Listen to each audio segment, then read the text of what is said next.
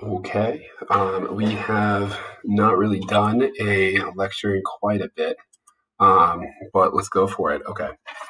So today in class, you guys covered a variety of things, which mostly had to do with the finances of the French Revolution.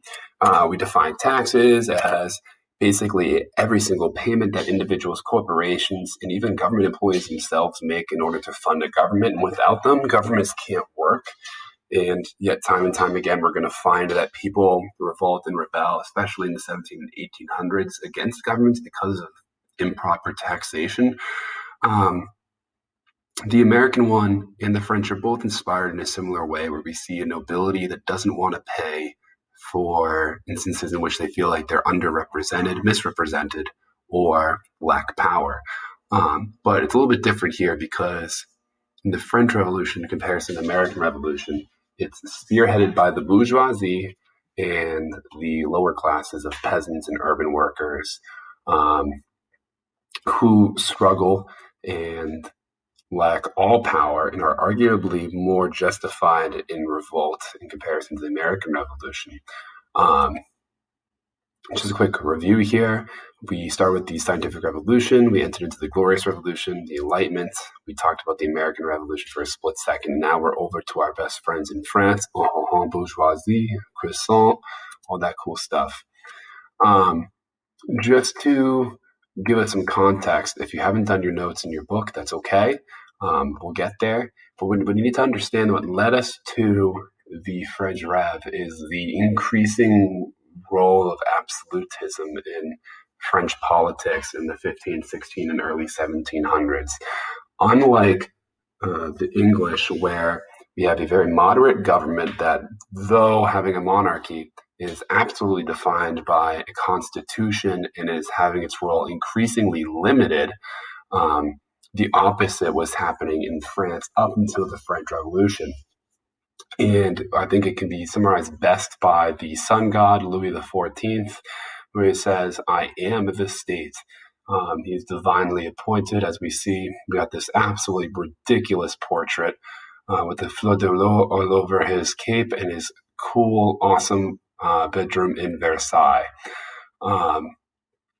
So what happens over the course of about 100 years, really starting in the mid-1600s, is weak Bourbon rulers died out, and with loyal aristocrats, mostly the clergy, we see Louis XIV transform the French Bourbon monarchy. One of their ways to do it was through spying on people and absolutely crushing revolt, but also by basically trying to outspend the nobles by making them feel like they had to appeal and act like the monarchy. And part of that was with the massive building, the Palace of Versailles, which its immediate grounds, not including the acres of gardens and private hunting grounds, is about 55 acres of just pure building, which is insane. And so what happens is we see King Louis the 14th, aka the Sun King, lead for about 40-ish years or more, and leads wars against Britain, also exiles many religious and political dissenters, and recenters political control around the monarchy by essentially weakening the feudal ties between peasant and knights to their nobles, but strengthening the ties of the nobles to the king. One of the ways of doing this was by increasing bureaucratic power, but by centering that power here at Versailles. I'm showing you some pictures where it was truly supposed to be the capital of France, essentially moving it away from Paris, even though it's just outside.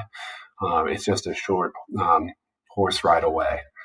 And the idea was to divinely inspire and influence by eating, dressing excessively, spending almost all of the time, and creating this almost spectacle of a lifestyle where all of the king's nobles would wake him up every single morning, They basically worship everything that he does.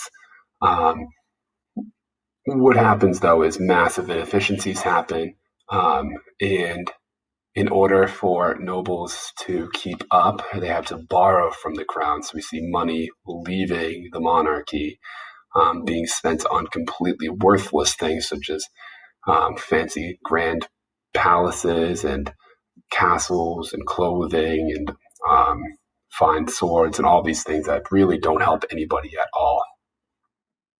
Um, it gets crazier though as we leave Louis XIV. What's going to happen is this absolutism stays, but France loses power. So the expansion into the New World was working, and as well as it was in Africa and the trips to other parts of the world. But the issue is that while a new younger king was coming about into the 1770s, 1780s, it coincided with a variety of economic troubles, mostly due to environmental phenomena, but um, spending caught up, and furthermore, the various, I guess, economic wars that were very, very physical, but also truly just to force each other to spend.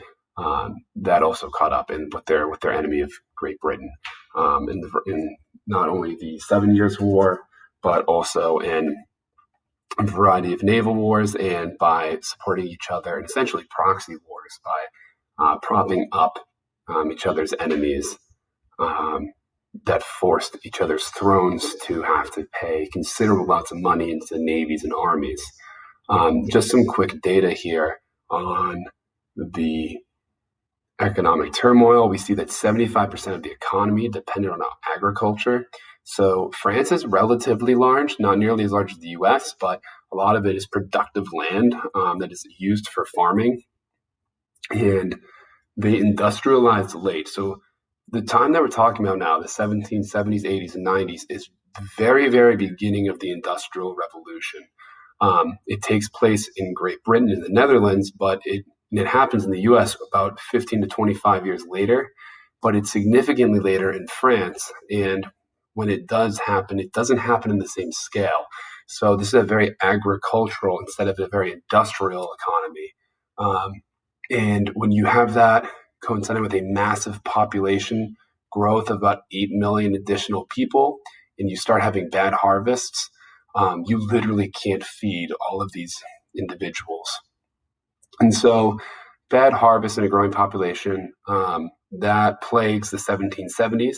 And then in 1777 through 1781, there's some productive years, but then they're slammed again by another horrible winter and the eruption of a volcano. And if you guys know anything from some of your science teachers' classes, when volcanoes, especially big ones, blast into the air, they can completely throw off weather for a year or more.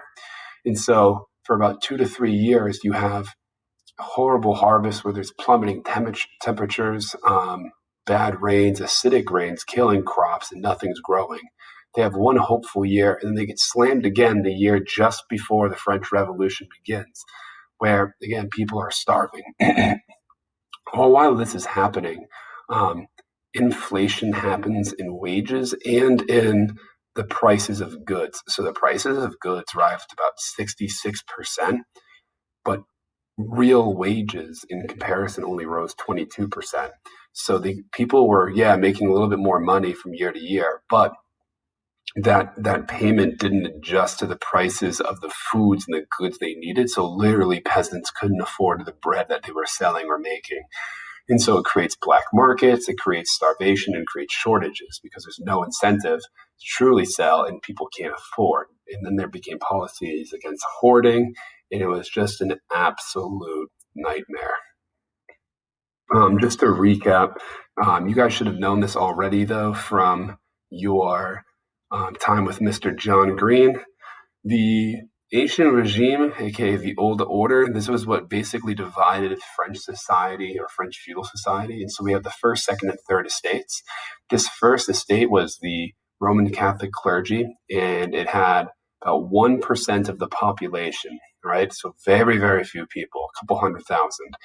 And they were given 300 votes in the Estates General. And those 300 votes voted kind of like an electoral college to ultimately combine into one vote, right? So they have 300 deputies or representatives.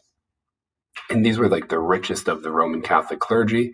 And they would vote together as a group, as a consensus, only representing 1% of the population, and determine what they were going to do. They owned 10% of the land, and though there was plenty of aspects of this estate that helped provide education and relief services to the poor, they often circumvented traditional taxation by giving charitable works rather than paying taxes. But they also collected quite a bit of money by charging or demanding payments from its church members. The second estate, these silly looking guys, is the nobility, the people that are living in Versailles with King Louis XIV, 15th, and 16th. They also have about 300 votes. They are about 2% of the population, and they own about 20 to 25% of the land. These are generals, notable admirals, though most of them have never actually fought a day in their lives. They have tremendous amounts of wealth, though it was declining, and they were given privileges that, just like the first estate where they would not pay taxes, they wouldn't pay any of them. They were able to circumvent this by basically trying to live the lifestyle of the monarch and by living near the monarch. So they were given political power and, again, privileges that allowed them to live a completely different experience than the vast majority of the people. And they really held most of the wealth. And then our last one, this is where it gets a little crazy, is the third estate, which is 97% of the population. This is about 20 million people or more. And we have only 600 votes representing millions of people, all right? And so the people that really led this group, or the representatives and deputies for the third estate, were bourgeoisie. They were bankers, factory owners, merchants, professionals, skilled artisans, and intellectuals. These were very, very intelligent people who had tons of money, and they definitely owned a good bit of land, but they lacked all of that political power that the first and second estate were given. And they earned their money rightfully through business, through commerce, but they paid high taxes and they lacked the privileges, and they wanted that social status and political power because they felt like they were propping up the government essentially by paying taxes for the clergy and for the nobility. Also within this group, and this is the poorest group, are the urban workers. These are the individuals that are tradespeople, apprentices, and laborers, domestic servants. They starve. There's quite a bit of artwork about this unfortunately plagued group. They are also part of the third estate and relied heavily on the bourgeoisie to represent their plight. The last group within the third estate are the peasants. They paid almost half their income in dues to nobles and taxes to the church and king, even though they could barely afford bread. They hated the first and second estates. And initially, they're in favor of revolution, though the way it turned out, it got a little too crazy. These are people that really don't care about life, liberty, and property. They care about bread, less taxes, and being able to make a livelihood. So when the revolution got more radical and started appealing to more abstract concepts and more idealistic, I guess, movements and arguments, that's where the French Revolution turned sour, and we see the peasants, outside of Paris and the rest of the country, they get confused and they don't know where essentially to run and support because they just want to live. They could care less about new constitutions and whatnot. They just want equality and fair treatment.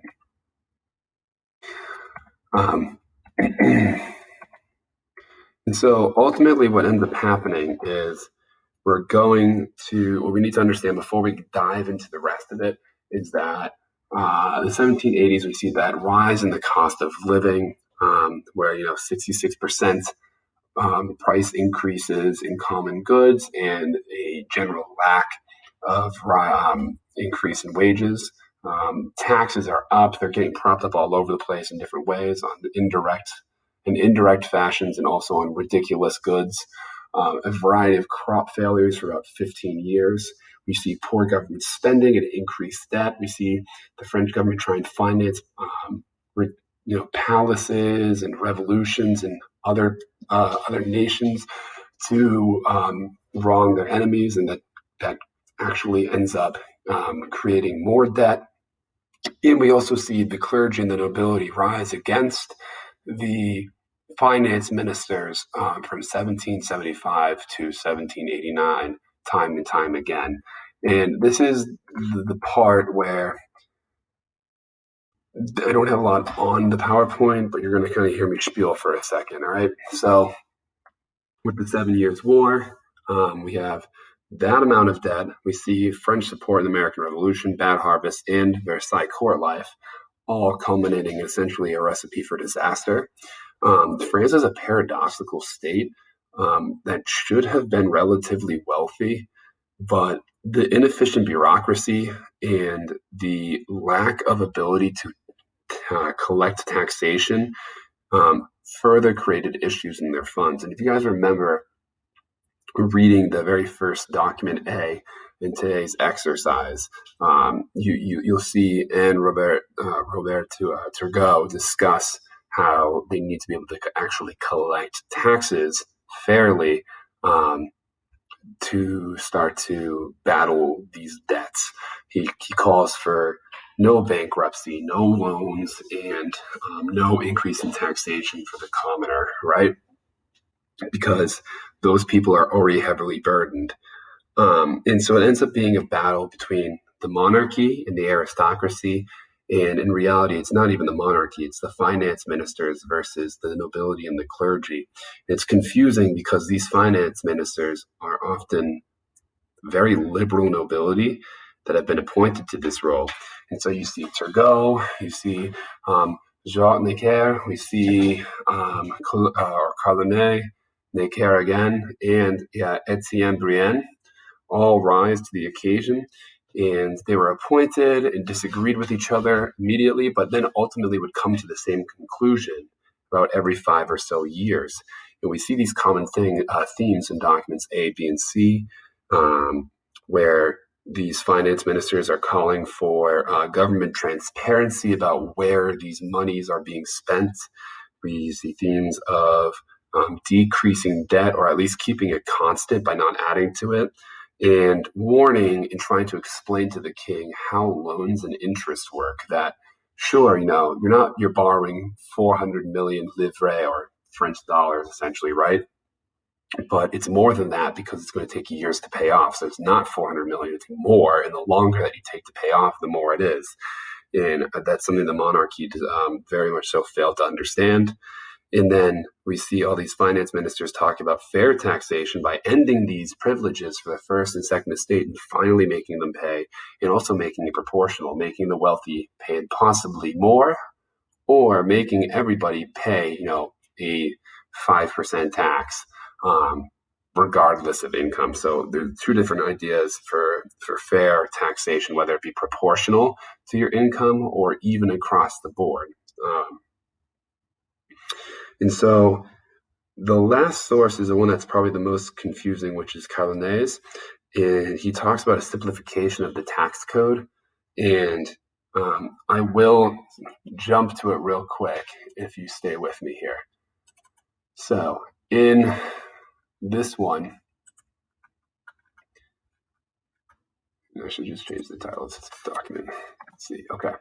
He talks about abuses in the tax payment are defended by self-interest, influence, wealth, and ancient prejudices, which seem to be honored by time. He talks about the lands of the church needing to be taxed and taxed fairly. No longer can they just give charitable works. He talks about the complete freedom of the grain trade, that the government's going to free up general economic activity, because if there's less barriers, less taxes, less regulations, Charles de Caulainay believes that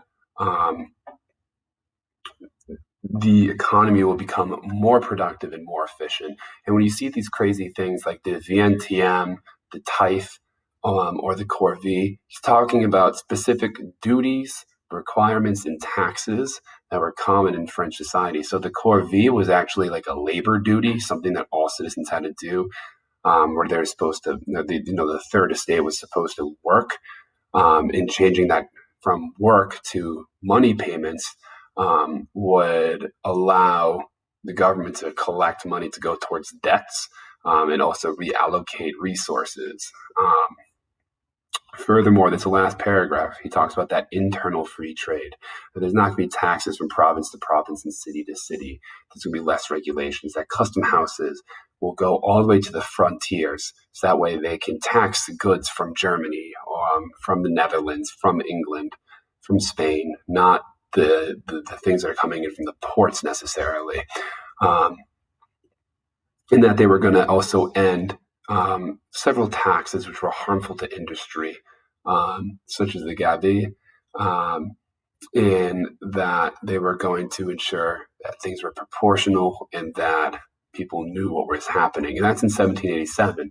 And when Caulainay proposes all of this, the first and second estates are in complete denial of what's going on. And they're called the Parlement of Paris, or the Parlements, and they are like the most powerful and influential of the nobility and the clergy.